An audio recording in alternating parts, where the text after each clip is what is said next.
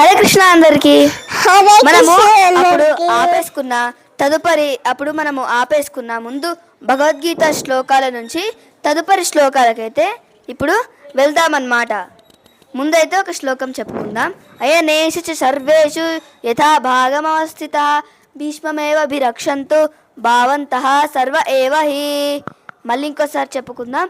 అయనేషు చ సర్వేషు యథా భాగమవస్థితః భీష్మమేవ భిరక్షంతు భావంతః సర్వ ఏవ హి.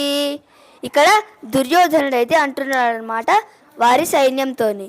ఇప్పుడు మనకు భీష్మ పితామహులు ఇంత చేశారు కాబట్టి వారికి మనము సంపూర్ణ రక్షతను చేకూర్చాలి అని అయితే దుర్యోధనుడు చెప్తున్నాడు అనమాట.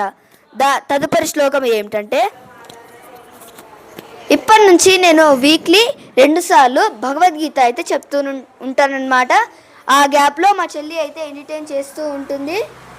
ఇటువైపు ఎంటర్టైన్మెంట్, ఇటువైపు భక్తి కూడా అన్నమాట.